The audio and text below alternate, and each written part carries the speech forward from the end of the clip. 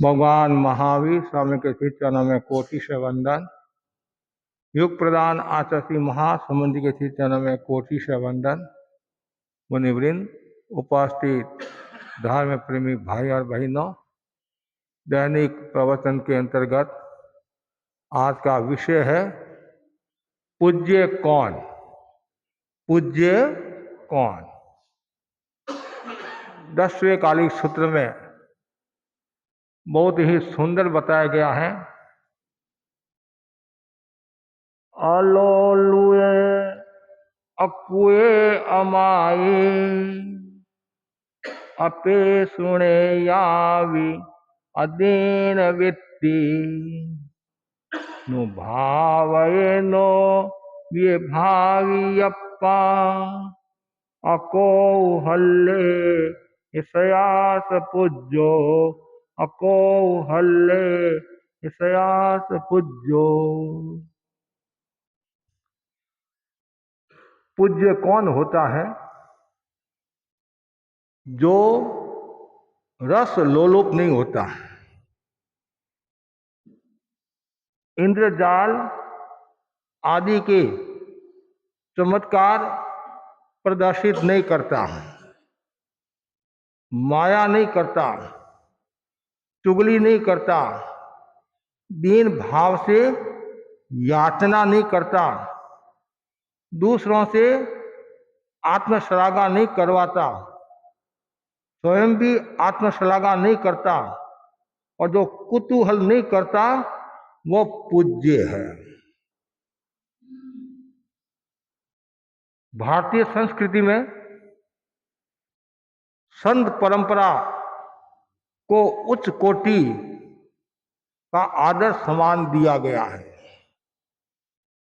संत संसार के सर्वोच्च निधि है, संसार की संस्कृति का प्राण है, प्रतीक है, आत्मा है, संजीवनी है, चलते फिरते तीर्थ और धरती के कल्प वृक्ष है। संत परंपरा के संवाहक है। उनके सामीप्य से संस्कृति, परंपरा, इतिहास, धर्म और दर्शन का प्रशिक्षण और ज्ञान प्राप्त किया जा सकता है।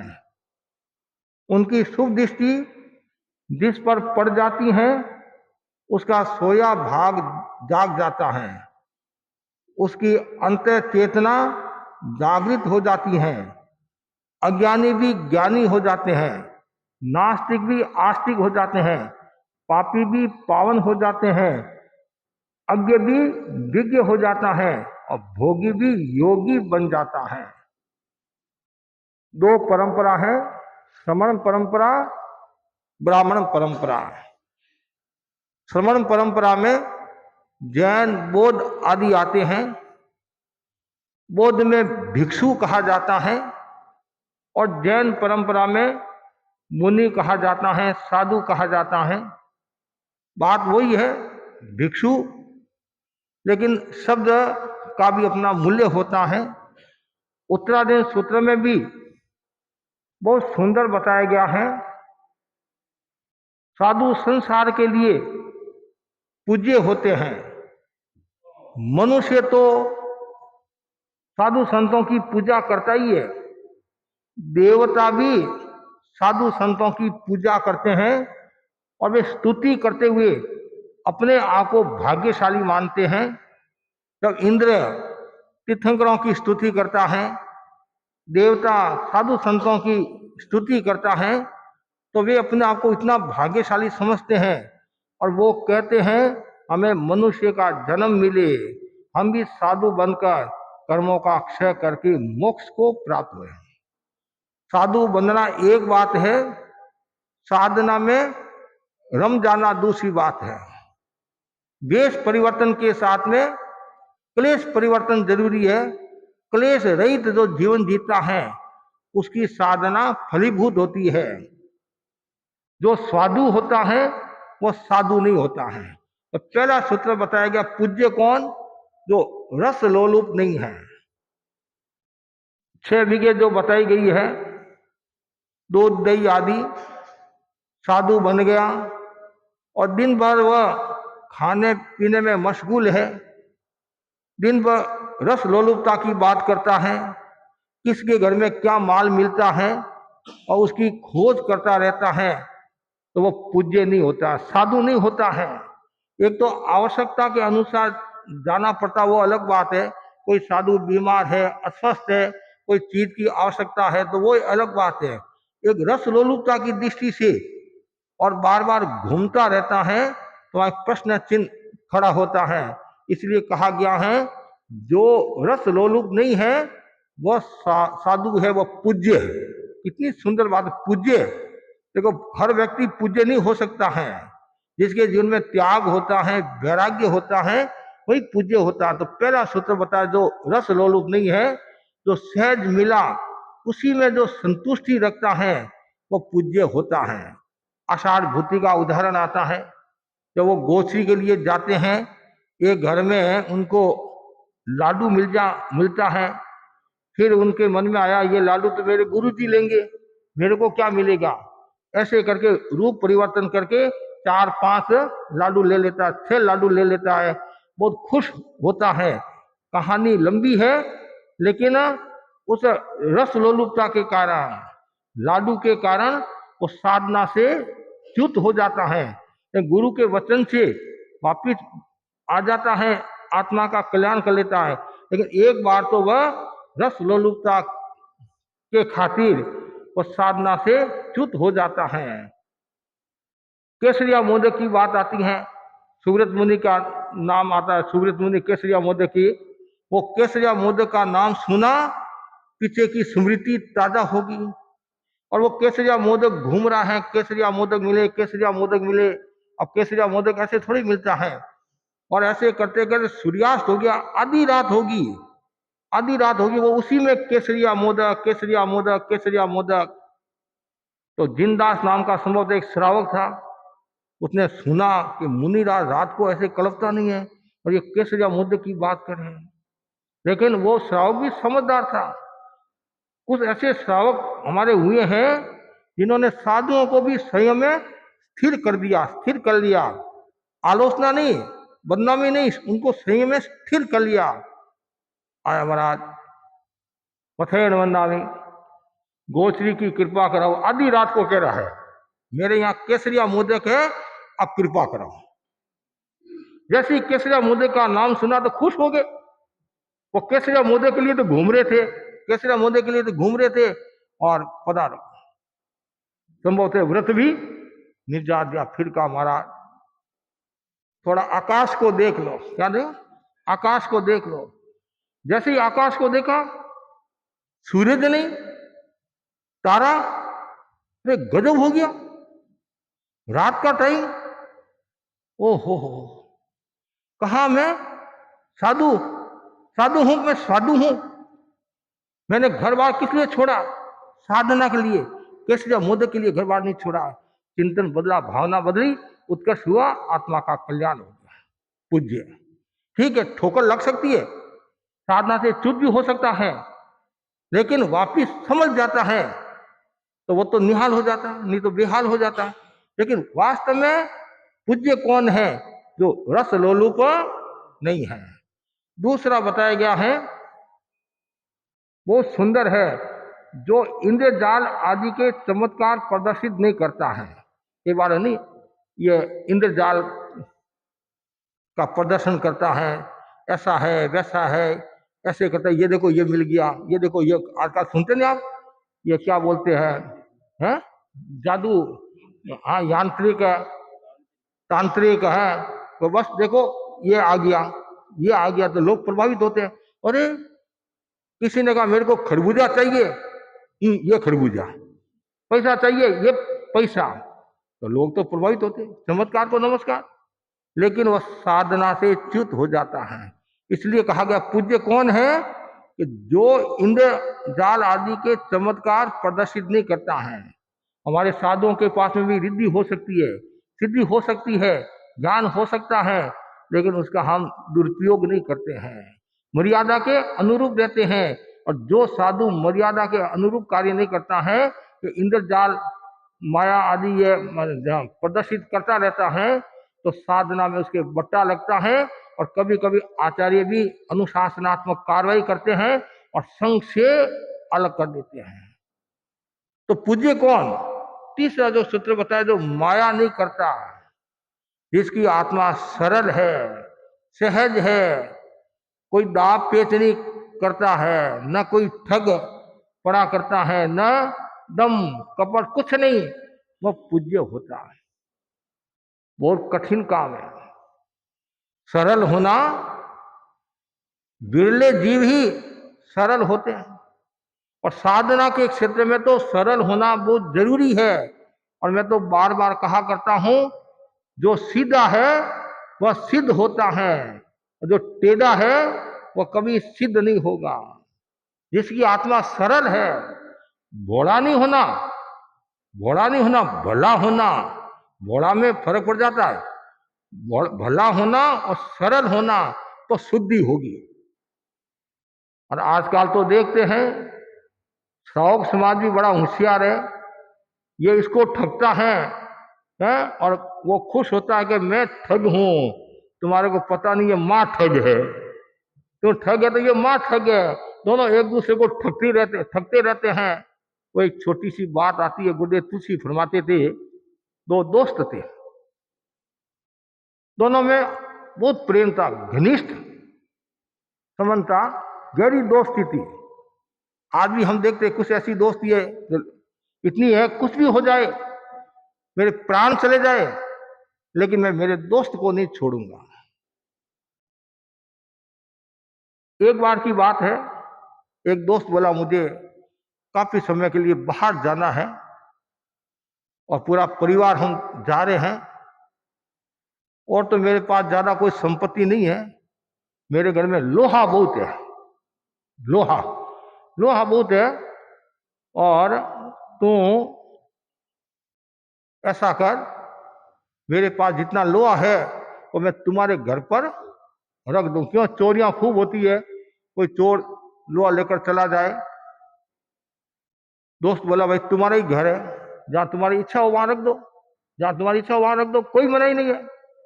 और काफी लोहा, मतलब काफी मात्रा में लोहा था, काफी लोहा था, तो ठीक है रख दिया, चला गया वह।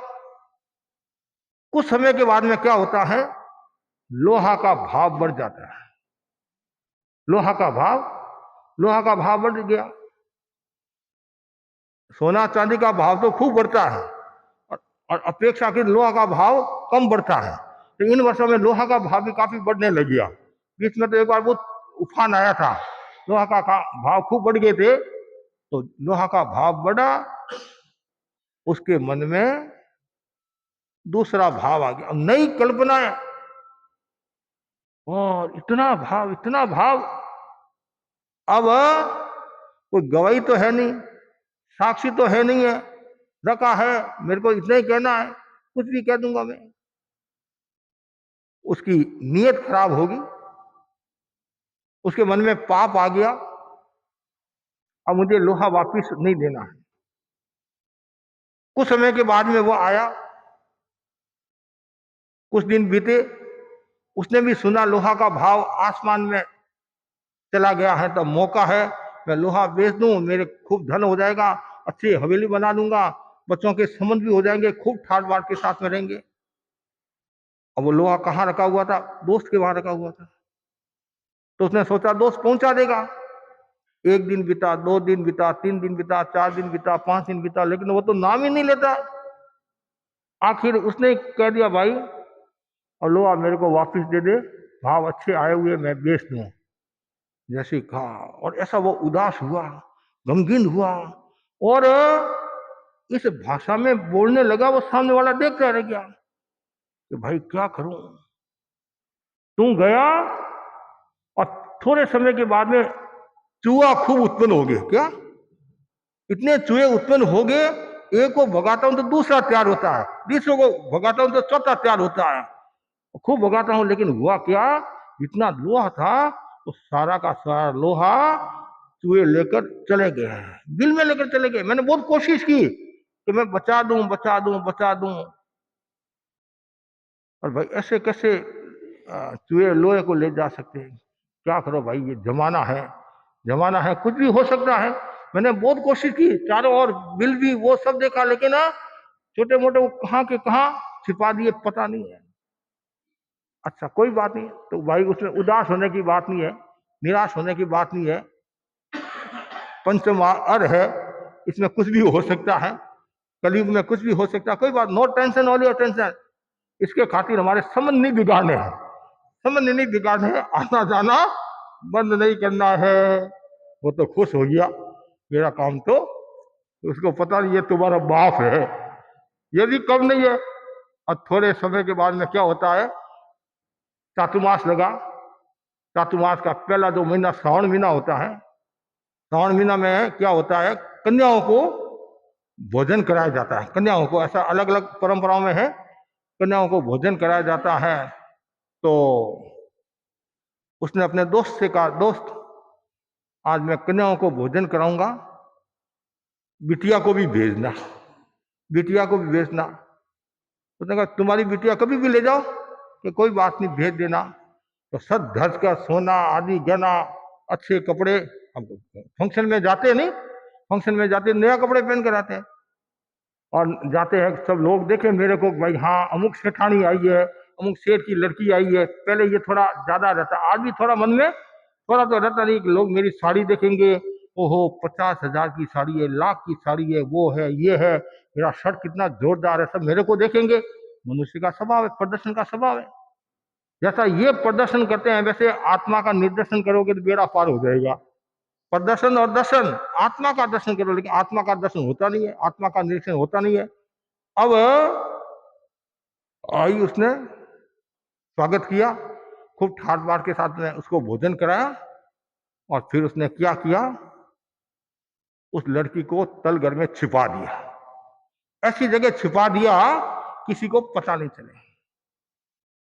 अब घंटा 2 घंटा 3 घंटा 4 घंटे हो गए, 5 घंटे हो गए, अब बच्ची आई नहीं, क्या बात है। अब जैसे स्कूल बच्चे जाते नहीं, 1 बजे का टाइम है तो 1:10 हो जाते हैं, 15 मिनट हो जाते हैं, तो आपको टेंशन हो जाता है, अभी गाड़ी आई नहीं, गाड़ी आई नहीं।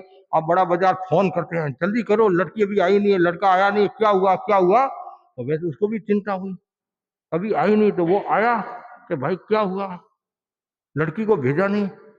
अरे गजब हो गया, क्या हुआ, मैंने अच्छी तरह से उसको भोजन कराया, सीख दी उसको जोरदार, मेरी ये गलती होगी, मैंने इसको अकेली को भेज दिया, अकेली को भेज दिया, मेरी गलती ये होगी, साथ जाना था। तो हुआ क्या कि रास्ते में कुत्ता मिला, क्या मिला, रास्ते में कुत्ता मिला, और कुत्ते के कान पर, बग होते नहीं, छोटे छोटे बग, छोटे छोटे जीव होते बग है, तो कुत्ते ने कान फड़फड़ाए, कुत्ते ने कान फड़फड़ाए, और बगों ने क्या किया, बाई को उठाकर लेकर चले गए, बग उठाकर लेकर चले गए। कि मूर्ख ऐसा कभी होता है, बग को कोई उठा, ये बाई को बग थोड़ी उठा कर ले जा सकते हैं, तो भाई क्या 5वां आ रहा है, कलयुग है, लोहे को चूहा ले जा सकते हैं, तो बाई को बग ले जा सकते हैं, इसमें क्या बड़ी बात है, इसमें क्या बड़ी बात है। तो कवि ने बहुत सुंदर दुआ बना दिया, ठग ठगारा पावना, ठग ठगारा पावना, मूसल बांध पगा, लो ने ले गया उंदरा, बाई ने ले गया बगा, बाई ने बगा ले गया। जैसे ये कहा, अब उसके तो टेंशन हो गया, एक ही लड़की थी और चली गई। तो फिर उसने कहा देखो भाई, मैं कोशिश करता हूं, हो सकता है चूहे मर गए हो, और बिल कोई है, बिल में वापस कोई ये लोहा मिल जाए, मैं कोशिश करता हूं। और उसने जाकर देखा, हाँ भाई आजा, लोहा तैयार है, लोहा तैयार है। तो उसने कहा हाँ मैं भी देखता हूँ, भाई को बग लेकर गए हैं, इधर इधर ढूंढता हूँ कि मिल जाए। अरे भाई भी मिल गई, भाई भी मिल गया। अब देखो ठग ठगारा पावड़ा, ये क्यों हुआ, मन में माया का भाव, कपट का भाव, लोभ का भाव होता है तब, कि माया और लोभ दोनों बहन भाई है। मतलब जैसे क्रोध मान है एक जोड़ा, वैसे माया और लोभ का एक जोड़ा है। क्रोध मान द्वेष की संज्ञा में आते हैं, माया लोभ राग की संज्ञा में आते हैं। कि जो व्यक्ति माया करता है खुद तो दुखी है और दूसरों को भी दुखी बना देता है। कभी कभी वो खुश होता है, मैंने इसको ठग लिया, इसको ठग लिया, लेकिन ज्ञानी जन कहते हैं तुम खुद भी ठगा गया है, कर्मों की मार से पीड़ित हो गया है, कर्म तुम्हारे को छोड़ेंगे नहीं। इसलिए पूज्य कौन होता है? जो माया नहीं करता है।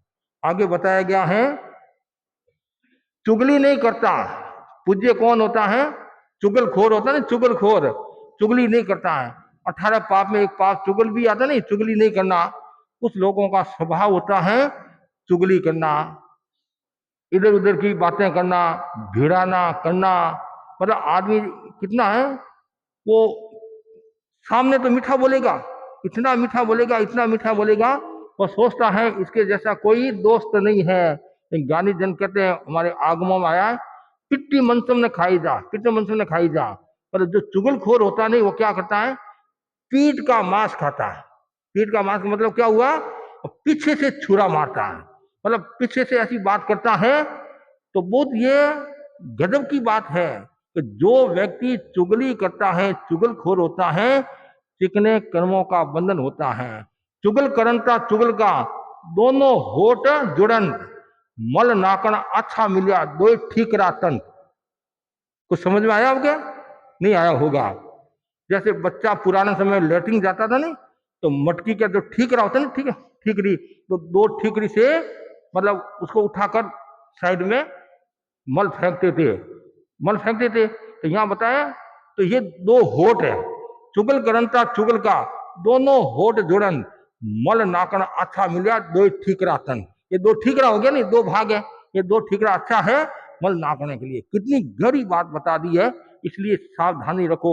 जो चुगलखोर होता है, यहां तक बताया गया, जो चुगलखोर होता है, आसपास का जो आसपास की जो हरियाली है नहीं, वनराज है, वो भी सूख जाता है। पानी में, कुएं में पानी है, और जहां चुगलखोर की छाया पड़ती है तो वो कुआं भी सूख जाता है। इसलिए सावधानी रखो, कभी भी मन में ये भावना नहीं आए, चुगली कभी नहीं करना। कुछ लोगों का नेचर होता है शिकायत करना, इधर उधर की भिड़ाना कराना। कभी कभी घरों में भी कुछ ऐसी बातें हो जाती है, एक दूसरे को भिड़ाना, किसी को नीचे दिखाना है, किसी को डाउन करना है, समाज में किसी को डाउन करना है। तो वो पहले इतना मीठा बोलेगा, इतना मीठा बोलेगा। ये मच्छर होता नहीं, मच्छर, मच्छर के बारे में बताया गया है, वो पहले कहाँ आएगा? पहले पैरों में आएगा।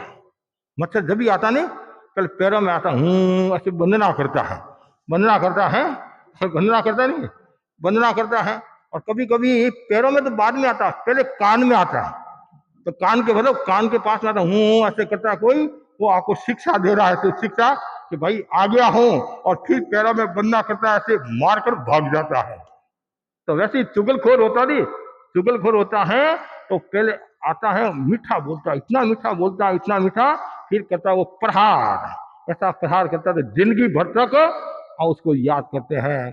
तो इसलिए मच्छर को ये चुगलखोर की मतलब उपमा है। संस्कृत का बहुत सुंदर श्लोक है, और ये उपमा है। जैसे मच्छर आता है, धीरे धीरे आता है, कान में कुछ कहता है, फिर वार करता है, वैसे चुगलखोर भी धीरे धीरे आता है, कान में कुछ कहता है, फिर वो वार करता है। तो जो चुगलखोर होता है वो पूज्य नहीं होता, जो चुगली नहीं करता है, चुगलखोर नहीं है, वो पूज्य होता है। उसके बाद में बताया गया, दीन भाव से याचना नहीं करता है। और साधु तो बन गया, उसको कपड़े की आवश्यकता है, दूध की आवश्यकता है, रोटी की आवश्यकता है, या पीने की आवश्यकता, कोई चीज की आवश्यकता है, तो वहां जाकर किसी के घर में जाकर दीन भावना की याचना, मेरे पास कुछ नहीं है, मैं साधु बन गया हूँ, मेरे को कुछ मिलता नहीं, वो ऐसे दीन भावना दिखाता है। तो सामने वाला पिघल जाता है, बेचारा ये गरीब है, इसको कुछ मिल नहीं रहा है। नहीं, ऐसा कभी नहीं करना। और न कभी किसी को राजी करना, न किसी की प्रशंसा करना कि मैं इसकी प्रशंसा करूंगा, मुझे को कुछ माल मिल जाएगा, खाने का, पीने का, कपड़े का आदि। नहीं, ऐसा कभी नहीं करना। दीन भावना से कभी याचना नहीं करना। वो कौन होता है? पूज्य होता है। उसके बाद में बताया गया है, दूसरों से आत्मश्लाघा नहीं करवाता है, वो पूज्य होता है। बहुत सुंदर बात है। स्व प्रशंसा, पर प्रशंसा, स्व के द्वारा प्रशंसा और पर के द्वारा प्रशंसा। संस्कृत प्राकृत में बहुत सुंदर कहा गया है, कि जो साधु अपनी प्रशंसा करवाता है या खुद करता है वो सामान्य को रिक्त करता है। सामान्य मतलब साधुपना में कमी लाता है, साधना से दूर होता है, कभी भी आत्मश्लाघा का भाव नहीं आए।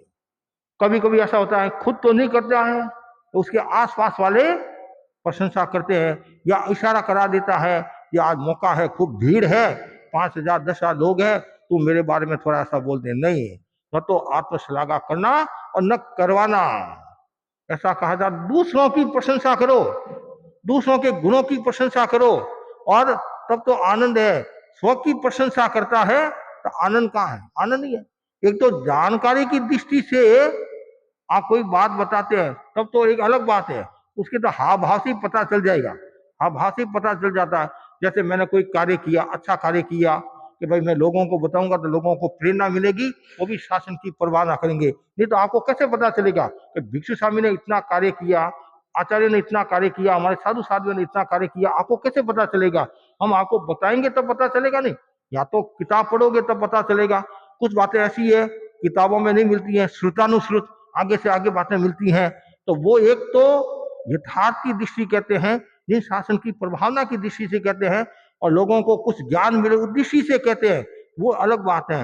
एक खुद की प्रशंसा, देखो मैंने कितना किया, मैंने कितना किया, आज दिन तक किसी ने इतना काम नहीं किया जितना मैंने काम किया, तो ये क्या हो गया? ये प्रशंसा का भाव हो गया। ये प्रशंसा का भाव साधना में कमी लाता है, साधुता में दोष लगाता है और आत्मा से दूर हो जाता है। तो पूज्य कौन होता है? जो आत्मश्लाघा नहीं करवाता और स्वयं भी आत्मश्लाघा नहीं करता है। कभी कभी कोई श्रावक हमारे बारे में कुछ बोलता है तो हम उसको रोक देते, भाई शांति शांति। क्यों? इसके पीछे कारण है। कभी कभी आप ज्यादा यदि किसी साधु की प्रशंसा करते हैं और ऐसे ऐसे शब्दों का प्रयोग करते हैं तो कभी कभी मन में अहंकार भी आ सकता है, अहंकार भी आ सकता है। एक भाई ने मुझे बताया कोई ऐसा शब्द बोला, मैंने कहा ऐसा नहीं बोलना है। ऐसा बोलने से क्या होता है? हमारे भीतर में वो अहंकार का भाव आ सकता है। अब 10 व्यक्तियों ने कहा और वो साधु योग्य है, साधु योग्य है, उसमें पात्रता है, अर्हता है।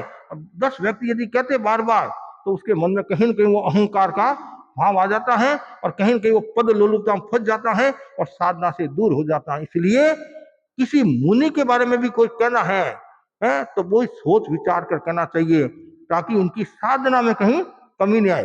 गुणगान करना, गुणगान में कभी कमी नहीं करना, ये भी ध्यान रखना, गुणगान में कभी कमी नहीं करना। यथार्थ गुणों की प्रशंसा करो और लोगों को भी प्रेरणा मिले। जिन शासन की प्रभावना होगी प्रमोद भावना, तो प्रमोद भावना एक ऐसी कला है जिससे हम पराये को भी अपना बना सकते हैं। और प्रमोद भावना से तीर्थंकर नाम गोत्र का भी उपार्जन होता है। ज्ञानी रा गुण गावता, तीर्थंकर गोत्र बंदा है, शंका होवे तो देख लो ज्ञाता सूत्र माए। कितना सुंदर कहा है। तो इसलिए ज्ञानी की प्रशंसा करना, तो यथार्थ प्रशंसा करना, कि महाराज को राजी रखने के लिए नहीं, महाराज को मैं राजी रखूंगा तो महाराज मेरे घर पर पगलिया करा लेंगे, मेरे घर पर विराज जाएंगे, मेरे गोसी आ जाएंगे, मेरे से बात कर लेंगे, मेरी प्रशंसा कर लेंगे, इसलिए नहीं। यथार्थ गुणों की प्रशंसा करो। और आप लोगों को भी भावना, ये भावना भानी चाहिए कि मेरे जोग से साधु की साधना में कोई कमी नहीं आए। आप देखो, मैं कभी कभी कहा करता हूं, धर्म संघ से कोई भी साधु अलग होता नहीं, धर्म संघ से कोई भी साधु अलग होता है, अलग संघ करता है, तो उसके पीछे श्रावकों का हाथ होता है। श्रावकों के हाथ के बिना वह संघ की स्थापना नहीं कर सकता है। और श्रावक यदि मना कर ले, महाराज तुम तुम्हारे हम हमारे, कोई लेना देना नहीं हमारे को, आप संघ में रहो, तो आपका मूल्य है, संघ से बाहर मुझे कोई मूल्य नहीं है। उस साधु की हिम्मत पड़ जाएगी क्या? या तो वो गृहस्थी होगा, वो अलग बात है, कोई संघ नहीं। इसलिए कभी कभी ऐसा हम भी सोचते हैं ये साधु मतलब गलत रास्ते जा रहा है, कहीं ना कहीं पीछे श्रावकों का हाथ तो नहीं है, श्रावकों का हाथ तो नहीं है।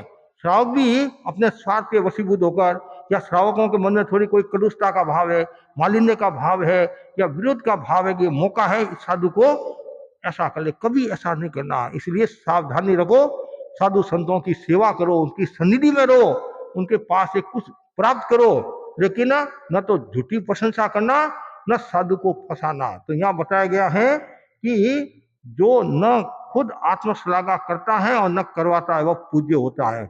उसके बाद में आगे बताया गया है, वो सुंदर है, जो कुतूहल नहीं करता वह पूज्य होता। कुतूहल का मतलब अट्टहास, साधु के लिए बताया गया है, अट्टहासम विवदे, साधु अट्टहास का वर्णन करे। कुतूहल का मतलब ज्यादा हंसी मजाक ठट्टा करना, ये साधना के विपरीत है, साधना में दोष लगाता है। इसलिए कालगुनी राज छोटे छोटे साधुओं को शिक्षा देते थे, हंसिए नहीं गीवार, हंसियासु हल्का लगे, हंसिया दोष अपार, गुण जाए गैलो कहे। कितना सुंदर है। पर जो साधु बार बार हंसता रहता है, अनावश्यक हंसता रहता है, या किसी को हंसाता रहता है, जनता के बीच में हंसाता रहता है या हंसता रहता है, कभी कभी व्याख्यान में भी कोई ऐसी बात कह दी, खुद तो इतना जोर से हंसता है और जनता को भी हंसा देता। ठीक है, सदमस्त है, हंसी आ जाती है, चेहरे पर मुस्कान का भाव रखना चाहिए, प्रसन्नता का भाव रखना चाहिए, अट्टहास, कितना स्माइल होना चाहिए, अट्टहास का भाव नहीं, कुतूहल नहीं होना। कुतूहल में कभी कभी नुकसान हो जाता है। उदाहरण के लिए संभवतः कालुगुणी के युग की बात है, और संत विहार कर रहे थे, कालुगुणी के साथ विहार कर रहे थे, तो एक गांव में रुके, एक जगह पर संत रुके, तो अब कुतूहल में समझ लो, कुछ भी समझ लो, तो साधु बोला मती रो मती रो मती रो मती रो मती रो मती रो। तो उस साधु ने सोचा भैया मती मतलब नहीं रहना है, नहीं रहना, तो चले गए। तो कहाँ रहे, इधर उधर घूम रहे, इधर घूम रहे। कालुगुनी राज को पता चला, कालुगुनी को निवेदन किया कि साधु कह रहा मती रो मती रो। तो फिर गुरुदेव ने याद किया, क्यों मना क्यों किया? तो मैंने कब मना किया? मैंने कहा मती रो, वहां मतीरे पड़े थे, मती रो मतलब वहां मतीरे पड़े थे। तो आया तो सावधानी रखना। अब ये अर्थ का अनर्थ हो जाता, अर्थ का अनर्थ हो गया नहीं, मती रो, मती रो, अब बात वही है मती रो है, तो वो साधु समझा नहीं भाई मती रो यहाँ रहना नहीं है, रहना नहीं है, तो ये कुतूहल हो गया, कुतूहल हो गया। तो इसलिए कभी कभी क्या होता है, हमारे मुनि कमल कुमार जी स्वामी नहीं, कमल कुमार जी स्वामी जो दिल्ली में प्रवास करे हैं, तो जैसा मैंने पहला सुना था और आज भी संभव तो हो सकता है, चूहा से वो डरते हैं, चूहा आ जाता है ना, चूहा, चूहा से वो डर जाते हैं। तो कुछ साधु है नहीं, विनोद में मजाक में, मुनि जी चूहा आ गया, चूहा आ गया, ये क्या कुतूहल है, ये कुतूहल, इससे कर्मों का बंद होता है, कर्मों का बंद होता है। विनोद भी ऐसा होना चाहिए जिससे कर्मों का बंद न हो। पूज्य वो होता है जो कुतूहल नहीं करता है, जो कुतूहल नहीं करता है। आपको आश्चर्य होगा कि साधु के द्वार ज्ञान आने वाला है, अवधि ज्ञान आने वाला है, विशेष ज्ञान आने वाला है, और उसमें साधु यदि कुतूहल करता है, हंसी मजाक करता है, वो आया हुआ ज्ञान वापिस चला जाता है। अब बोलो इससे ज्यादा और? इसलिए कभी भी ये कुतूहल नहीं करना। जो कभी कभी बच्चे भी नहीं ज्यादा कुतूहल करते हैं, हंसी मजाक करते हैं, तो वो मेमोरी पर भी असर आता है। क्यों? दिन भर वो कुतूहल करता है, मेमोरी पर असर आएगा, आपके व्यापार पर असर आएगा, आपके शरीर पर असर आएगा। इसलिए बहुत सावधानी रखना। तो पूज्य कौन होता है? जो कोई प्रकार का कुतूहल नहीं करता है और हमेशा कुतूहल से दूर रहता, अट्टहास से दूर रहता है, और ये मनोरंजन नहीं करता है। ये विनोद की भी एक सीमा होती है, विनोद की भी एक सीमा होती है, सीमा तक तो ठीक है हमारे साधु की मर्यादा के अनुसार, और यदि उसमें भी अति हो जाता है तो हमारे भी कर्मों का बंधन होता है। यदि हम भी यदि मजाक करते हैं, मनोरंजन करते हैं, तो हमारे भी कर्मों का बंधन होता है। तो पूज्य कौन होता है? जो कोई प्रकार का कुतूहल नहीं करता है। ये बहुत सुंदर बताया गया है कि जो पूज्य कौन है? जो पहला है, रस लोलुप नहीं होता है, मतलब रस लोलुप का दूध दही घी आदि में डूबा हुआ नहीं रहता है, आसक्ति नहीं रखता है, वो कौन पूज्य होता है। दूसरा बताएगा, इंद्रजाल आदि के चमत्कार प्रदर्शित नहीं करता है, मतलब ये प्रदर्शन करना, इसे जो दूर रहता है वो पूज्य होता है। तीसरा, जो माया नहीं करता है, दूसरों को ठगता नहीं है। चौथा है, जो चुगली नहीं करता है और जो दीन भाव से याचना नहीं करता है, तो दूसरों से आत्मश्लाघा नहीं करवाता है और नहीं करता है, और कुतूहल नहीं करता है, वो पूज्य होता है। इसलिए साधना के क्षेत्र में इन सब बातों से बचना चाहिए। इन सब बातों से जो बचता है वो पूज्य होता है, ये नहीं करता है वो पूज्य होता है। तो साधु संसार के सर्वोपरि होते हैं, और संसार में साधुओं की महिमा गाई गई है, संसार में साधुओं की गरिमा गाई गई है। और साधु की गरिमा क्यों है? साधु के जीवन में त्याग है। क्या है? त्याग है। और संसारी और हमारे में अंतर है, अंतर है। आप पांचवें गुणस्थान के धनी हो और हम छठे गुणस्थान के धनी हैं। आपके दिमाग में संसार बसा हुआ है, हमारे दिमाग में संसार बसा हुआ नहीं है। आप झोपड़ी में रहते हैं, नहीं मतलब नहीं, आपके दिमाग में झोपड़ी है, आपके दिमाग में मकान है, तो आप उस झोपड़ी को लेकर घूमते रहते हैं। हम झोपड़ी में रहते हैं और झोपड़ी को लेकर घूमते नहीं है। हम महल में रहे तो भी ठीक, झोपड़ी में रहे तो ही ठीक। वो सन्यासी है नहीं, वो राजा है, वो जंगल में भटक गया, जंगल में भटक गया तो राजा एक सन्यासी की कुटिया पर चला गया, तो उसका आदर किया, मान किया, सम्मान किया और उसको पानी पिलाया, भोजन कराया। और तो राजा बोला मेरे यहाँ भी चलो, मेरे यहाँ भी चलो। तो गए, और गए तो 5 दिन 10 दिन 20 दिन 25 दिन रहे बंदा, वो तो नाम ही नहीं लेता वापिस जंगल में जाने का। राजा ने सोचा ये तो यहाँ अड्डा बनाकर बैठ गया, हाँ परमानेंट बैठ गया, परमानेंट बैठ गया, लेकिन अब सीधा तो कैसे गए। तो राजा बोला चलो घूमने के लिए चले, तो सन्यासी बोला चलो घूमने के लिए, और वापिस जंगल में आए और कुटिया में ठहर गए। राजा भी देखता रह गया।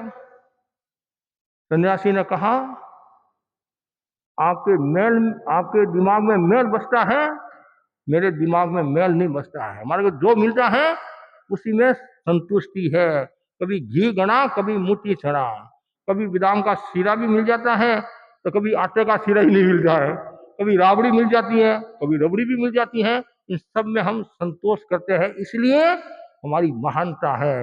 इसलिए आप भी पूज्य बनने की कोशिश करें, अच्छे इंसान बनने की कोशिश करें। और ये बहुत महत्वपूर्ण गाथा साधुओं के लिए कि पूज्य कौन होता है, ये विशेषता जिनमें होती है वो पूज्य होता है। इसी आशा के साथ ओम आरहम।